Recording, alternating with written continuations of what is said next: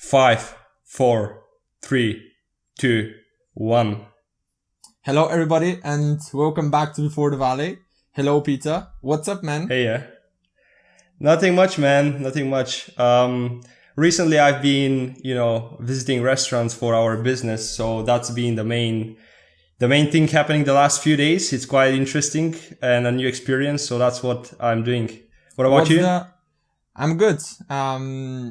Nothing special because I'm moving out. So I'm going through this process of packing stuff. What's the feedback from restaurants? Well, so far it's been good, especially the ones we want to target. They've been like, yeah, that's something we can try. And so far our assumptions seem to be plausible. Let's see if they're actually true. And if we can actually arrange something with these restaurants, that'll be great. But we'll see that at the end of the month. But yeah. I'm optimistic. I'm very optimistic about it. All right, great. So, do you wanna start the episode? Yeah, sure. Let's go. You can maybe explain what we are doing differently this time, because it's not gonna be the usual format that we follow. Yeah. So today's episode is gonna be a bit different. We're gonna be asking each other questions, and we don't know the other person doesn't know what the questions of the asker are. And we want to put ourselves on the spot because initially when we started the podcast, the main idea was to improve our communication skills, and testing us in this way being unprepared is another way of practicing communication skills. And we thought that it can also be quite useful to share our experience about some questions. Yeah, exactly. I think it's a very different way of communicating when you're not prepared and when you're not presenting something. So I think it's a very good idea and would be useful for us as well. So let's do it. Right. Who's starting? Who's the first one asking the questions? I don't know, man. How good are your questions? I have some good ones, because we discussed to prepare 2 each, but I went on and prepared 4 or 5 questions. Oh, wow. They started just flowing, but we'll see how many of them we'll cover. So I can start if you want. Yeah, go ahead. Okay, so my first one is related to some extent the topic which we have discussed in the podcast. It's time management. So you are doing the podcast. You are working full time in a marketing agency. You are doing stuff for your new venture, the startup which you just discussed it in the beginning, and you have another company which you are dealing with from time to time, and you also have a personal life, I assume.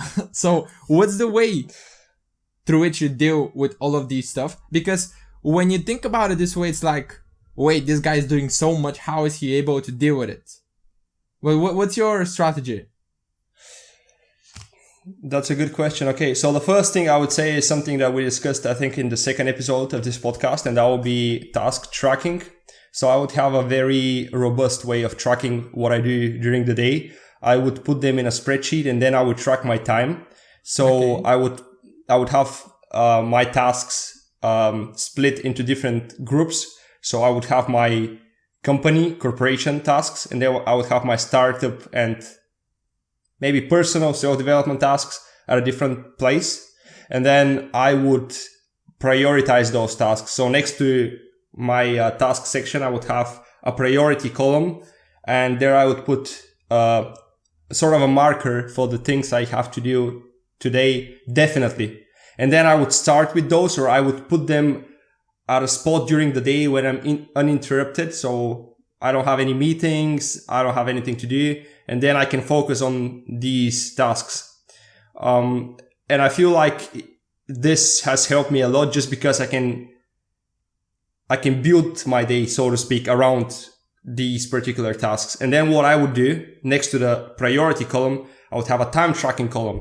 And in the time tracking column, for every single task, I would start the clock and then see how much time it takes me. So if a task starts taking too much time, I would be aware of that and stop doing the task and move on to something else. Or if I get into a rabbit hole, I'll be like, okay, maybe I'm spending too much time on this, and then get out of the rabbit hole and focus on what's actually essential. So I found that these are very helpful, and also help me remove the noise from my day, or leave it for a period of the day when I'm not going to focus on these high priority tasks. So I would say this has helped me on a day-to-day basis to focus on what's essential. And yeah. Like, do you prepare all of these beforehand, or like your tasks and how big the priority is? So I would have them in my head, and in the early morning, I would start thinking more intensely on these. So I would think, okay, I wanted to do this thing, but is it actually essential? Do I need to do it today? And then if not, I won't do it. And also something for the longer term is having a calendar and planning that as well. So what I would do is I would have weekly goals, and then I would have monthly goals, and I would again split them for each of the ventures I'm dealing with. So for example, for our new venture, what we're dealing with, the restaurants, I would have a specific calendar where I have everything planned out, and I would have some assumptions of how much time it's going to take me. It probably wouldn't be accurate, but it still gives you some idea of what you need to do until the end of the month, so you can kind of structure your month in the right way. And then the last thing I would say is I try to be very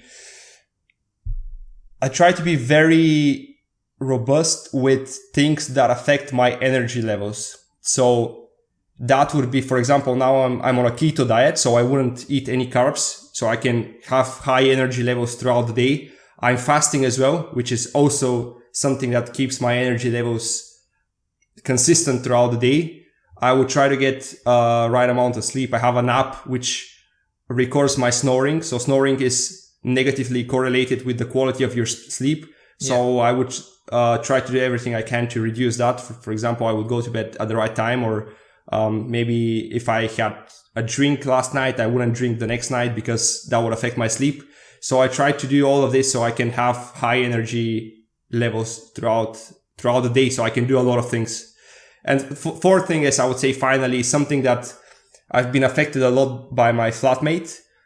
He's very good with doing small things that require a bit of effort at the moment he thinks about them. So I would try not to, recently at least, I would try not to delay almost anything. If it's something small and I have to do it, I'll do it on the spot without putting any thought into it. And I feel like that saved me a lot of time, and it's very productive because usually these small things require very little time and effort, but might have big results. So these are my four things, I would say. What about you? Well, to be honest, my main strategy is just having an agenda of what I have to do. But what I started doing recently is what you mentioned of having those weekly goals, and I separate them into, personal thing that I have to do, like corporate stuff that I have to do and XYZ.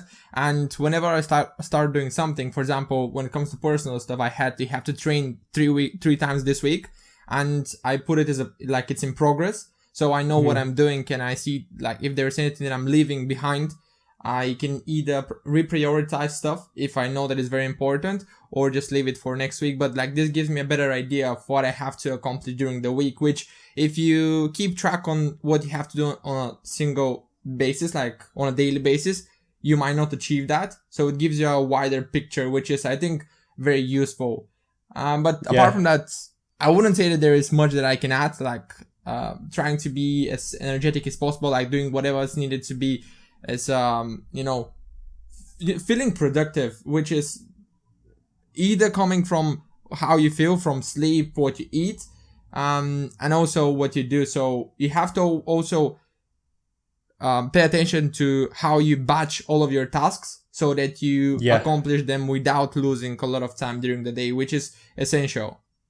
This is a great point. I think batching helps a lot because you usually have switching costs between tasks, and these costs they are equivalent to time wasted. So for example, if you have meetings, better batch them one after the other. That's Tim Ferriss' idea in the 4-hour work week.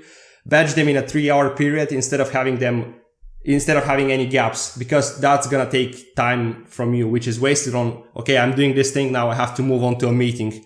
And I think that's a great point as well, batching stuff.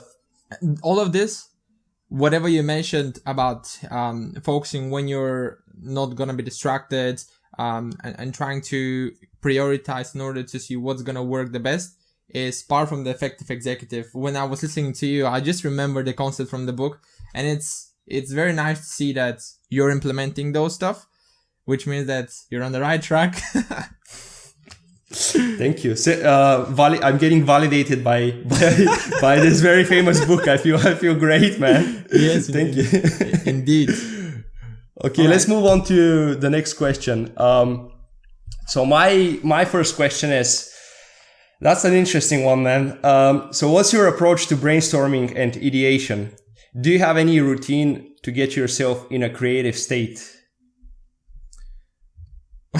Okay, that's a good question. Yes, that's on the spot question. Yeah, because usually we don't speak that much about our creative sides, I guess, and brainstorming. So I thought it would be interesting.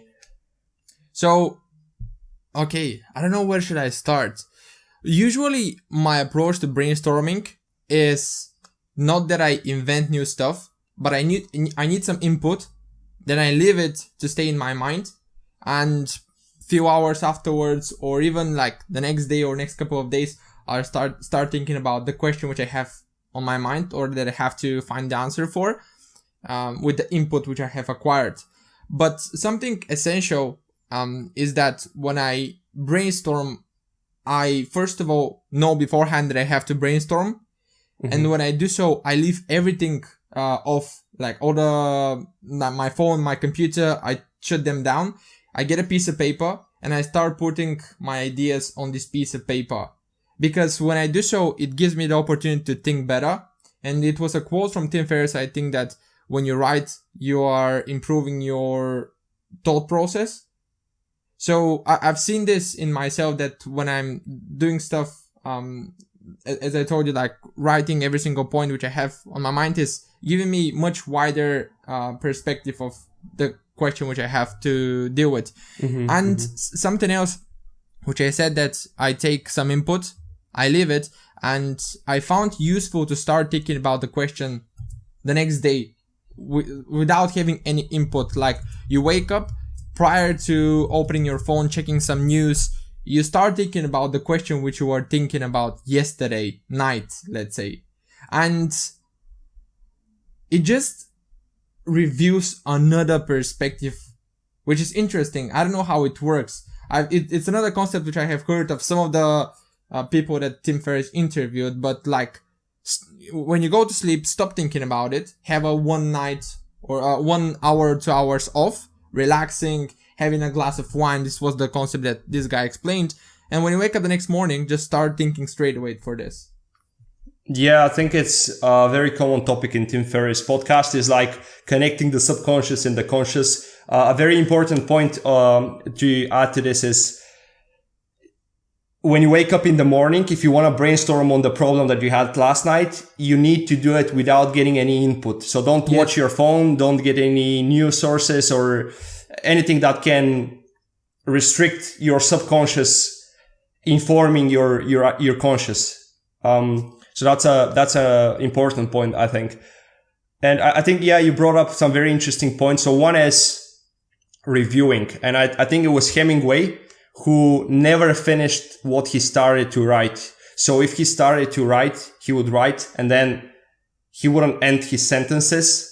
And the point of this is, the next day when he wakes up and starts writing again, he would already have something, he would already have some direction which he can continue instead of starting from scratch. And I think that's a way to make your brain think on, the actual problem, and ideas start flowing and you can actually produce something. Wow. If you start from scratch, I feel like it can be, you have no direction. It's too much freedom. So sometimes that restricts you as well. So that's an interesting point. And, I don't know if you remember, we were discussing this video of how to get yourself in the state of flow, which I think is correlated with brainstorming. And one of the main points was pattern recognition. So pattern recognition would be what you just said, reviewing stuff and noticing a pattern in your way of thinking, and then from that building on and starting to create more and getting into that brainstorming state. So I think these are some very interesting points. By the way, I'll just briefly mention some other points for getting yourself in the flow state. That will be risk. If there's risk in what you're doing, for example, if you're doing something for your venture, there's a lot of risk involved, and just thinking on the risk and making yourself aware of that risk can bring you into that flow state and help you produce much more ideas and be much more productive as well, because that's what the flow state is. I'll link Matt Devea's video because he has a whole video on this. Yeah. And the other thing is unknown uncertainty. So that will be, for example, if you start working in an unknown environment, let's say, that would be a sort of artificial way to produce that uncertainty. So that can also help you to bring you into the flow state. And that's, I guess it's also correlated, as I said, with brainstorming, ideation, and are some good points to add to yours, I think. If you think about it, those two stuff which you mentioned, risk and uncertainty, they're stuff that provoke excitement in somebody. So it's something that can put you in a flow, and you are, you're interested to discover what's outside this uncertainty, or you're interested to discover how you can deal with this risk because you're put on in a position which is not certain, it's not confirmed, you're not safe. So you have to do something in a better way. And I like it, as you said, brainstorming. If you don't come up with a right concept for your, let's say, your business concept, you're not going to be successful. So there's risk in that, and you have to put in the work in order to find it. And when it comes to brainstorming, or like, it gives you this push. Yeah, exactly. And even, man, like briefly, I just want to mention, even if you think about it from an evolutionary standpoint, if there's a risk for, let's say, an animal, they would immediately get into a ready position. Yeah. The fight or flight, if they see something, or even curiosity, when an animal explores, it's always very engaged with its environment. So I think humans are in the same way, because we evolved from animals. And yeah, it's a very interesting concept. Yeah, brainstorming. I don't think that I'm the best when it comes to brainstorming, because, as I told you, I have this barrier that I need the input, which I think is not that good. But it kind of gives me more certainty to think, and then to explore what's outside this certainty. And yeah, like, would you have anything else to add to your approach of brainstorming? Because you didn't mention it. I think for me, coffee is a big thing as well. It just gets me into, I heard people, I had this interesting conversation with Danny from Abstract Apes, and he was saying that people microdose. For example, Steve Jobs, he would microdose on LSD because LSD is a huge booster for creativity. Yeah. So he would take a very small amount to be able to brainstorm in a much better way. It's also, I think it's similar with coffee, just boosts that part of my brain where I can think on stuff. And I notice when I drink a lot of coffee, I have this urge to discuss new ideas with you or, other people. So I feel like that's a big thing for me. And then, maybe, preparing in advance or just researching some stuff before I actually start thinking, because that's the pattern recognition that I'm talking about. I think that helps me a lot with brainstorming as well. Just seeing what I worked on last time or researching new stuff. So that will be a big thing for me. Other than that, I would say what restricts me is having brainstorming scheduled. And then I'm just thinking about it. Okay, I have to come up with new ideas. I need something new to provide in this 1 hour. And then what happens is I can't really do it because it's scheduled. It's restricted. It's not, it restricts the creative flow, I think. So maybe that's something I'm looking to change in the way I brainstorm. I would say that, it's not that, because you're saying it in a very strict way, but if you consider it, okay, today is the day when I need to brainstorm, and I will block 1 or 2 hours in the day in order to do so. And you are kind of like preparing subconsciously about this brainstorming period, which, okay, it's time. I'm going to block everything and I'm gonna start brainstorming or thinking about whatever I have to think about. Yeah, I think it's important to, when you get yourself, because I would catch myself thinking about stuff which are not related to what I'm actually working on, and it's new ideas. So I think if you catch yourself doing that, you should divert this energy to thinking on the brainstorming on your actual problems which you're trying to solve. And that's, it requires self-awareness, I think, and it's very difficult. So it's something I want to start actively doing because it's an idea now. Do you know that today I checked something, I was checking my email, and self-awareness was the first point needed to achieve self-improvement. Mm-hmm. And it was interesting because it's quite straightforward that you need to be aware that you need to improve something before doing it. And in your case, you have to be aware. Like, awareness is a key thing. Yeah, definitely. Do you want to move into the next one? Like, I wanted to make it a bit more practical in terms of self-development, mentioning this. So, habits. What's your way, a strategy of building habits? And it would be good to include any examples which are more recent. Sure. So a big thing for me is starting small, starting with very simple things that would lead to what I actually want to achieve. So let's say the habit is cold showers. So if I'm doing cold showers, how I started doing them is the first time I would do like 2-3 minutes of cold showering, and I would start with warm water, then steadily move on to cold water. And I would start in this way because it already gets me into the habit of, doing something uncomfortable, which I can build on. And it's much easier to make this first step instead of making the jump. So I would do this small things to get myself into the routine. Another good example is reading. So for example, sometimes I would, catch myself putting into my schedule, read like 30 pages of this book, and then I wouldn't do it. And I actively thought on this, like, why am I doing this? And what's the best way to resolve this? And I started putting very simple tasks, like read 10 pages today, or read like, I never put like 5 pages because I feel like that's just like opening the book and then closing it. But like I would put like 10 pages, and that would help me to get into a routine, and then I can build on the routine. And next day I'll be like, oh, okay, instead of 10 pages, I would do 20. I would like push myself a bit forward instead of setting a very big target, let's say 30, 50 pages, and then not doing it for a very long time. So that's a big one for me. It's like,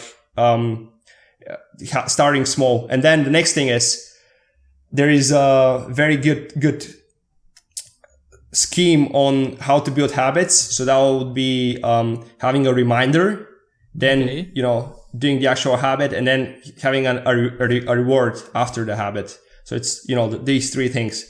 So for me, it's very important to have the reminder before the habit. It just gets you in the state of implementing the habit afterwards. So that's one thing. And then the incentive, especially for things that gonna reward you in the long term, it's very important I think, to set some artificial incentives. So for example, even if the reward is nice job, like, tapping myself on the shoulder, nice, I'm grateful to myself that I did this one thing, good job. Like, even like saying or thinking actively on this helps me do this thing the next day as well. But the artificial habit could be watching a movie after you do the habit, or whatever you wish, like spending some time for yourself. That's a big thing for me. And the reminder, as I said, puts me in the state. And there's a structure, a very interesting structure. There's a YouTuber called Kirby, I think that's his family name. He speaks about habits, and one of the things he was talking about is like this structure and trying to build your new habits acquisition or with the structure. It helps a lot. So I would say that would be the 2 things I would point out. Okay. And there is so much to discuss about what you said. So first thing about starting small, I think this is essential, because if you start like thinking, oh, I need to change my diet from extremely unhealthy to extremely healthy in one day. This is gonna be a very drastic change, which you're not gonna be able to accept that easily. Like when you change your diet in the next couple of days, it's gonna work, but you'll start thinking about, oh, I want that burger, or I want that unhealthy thing, because you didn't make it gradually. You didn't start getting used to it. So starting small, let's say changing your breakfast, starting with a healthy breakfast is just enough for you to understand that it's not impossible. And then you start building up on it, which is very crucial. And it's an example which I've been mentioning, IBM. When they were the big company, which, at their peak, their salesmen, the targets were very, very small. However, those salesmen were one of the best out there, because whenever they were achieving the targets, which were not scaring them, they were moving on to achieving more and more. So, you remove this barrier of I cannot go through it, and I can see I can see the goal clearly in front of me, and this is the next goal, and then the next one, and the next one, until you build a habit. And you also learn to operate under a new environment steadily. So, for example, if you have to read and have a gap in your day to read, then you might have to change every other task in your day. So if you spend 20 minutes instead of an hour, then you can steadily try to reschedule your day instead of doing it at once. And I think that requires some learning from your side. And this facilitates the learning, I would say. Yeah. I agree with you. What else did I want to say? It was about the incentive of you having some incentive. I think that the greatest incentive that you can get is seeing the results. Even if you start small, start seeing small results, you just get addicted to it. If you go to the gym, you go 2 times per week, you haven't been to the gym before, you start seeing your body recompositioning, and you're like, that's nice. I want to stick to that. And you keep going to the gym. And this happened with you, actually. You set yourself the target to go to... Why are you laughing? No, I'm saying gains, man, gains. Yes, but initially you saw results very, very fast, right? Or no? Yeah. I started going to the gym. I would see results first 2 weeks, and I'll be like, oh my God, this is I'm really into it. Yeah. And this time I sustained, because I'm doing it for a year now. Nice. Something else which I want to add to when it comes to building habit, for me, which has played a very big role, is once again setting time in the day when you have to do it, or some trigger which before which or after which you have to do something. And in quarantine, I was building 2 habits. One of them is meditation, the other one's reading books. And meditations, I knew that when I wake up, one of the first things which I have to do before drinking coffee or making my coffee is meditate. So I would sit down, meditate, and then the coffee comes. And the coffee, which is something that I've included in my habits, in my routine, was as a leverage for the other habit to build. Oh, nice, yeah. And the other thing is before going to sleep, I was, okay, I need to read books. And I was just knowing that I'm gonna feel bad if I go to sleep without reading a book. And it's once again, I use it as a leverage to, as a trigger for the habit action which I want to build. And something else is that if you keep track of all of this, of how consistent you are with your habit process, building process, you're gonna I think you're gonna eventually start putting more effort into achieving it. And one thing, I have a calendar here which has helped me immensely when it comes to building the habits of meditations and reading books. The calendar is basically, it's a very simple calendar, but it's a blank box. And when I wake up, if I meditate, I put meditation. And before I go to sleep, I put the name of the book which I read. And then the next day I see this and I'm like, oh yeah, nice, I did it the previous day, I'm gonna do it today. And for this, I would also add the Zero app for fasting. I think it's playing a very essential role. You said about notifications, but also the idea to see what your progress has been. Yeah. It's just keeping you on track of stuff and giving you some pressure. Okay, man, like, you cannot give up. You have to stick with it if you enjoy doing it. Because some habits, I don't know, let's say waking up at 5 a.m. You might not enjoy it. And Matt Devella was speaking about this, that like, it's not that everything works for everybody. You have to just test and see what's the best for you. Yeah, I think this is a great point, like recording stuff, because I think the main issue with this is if you don't do it, your brain cannot deal with everything you're doing and see historically how you've been doing. So if you have like something written down, you can see, okay, I've been slacking on this one thing, so I want to improve on this one thing.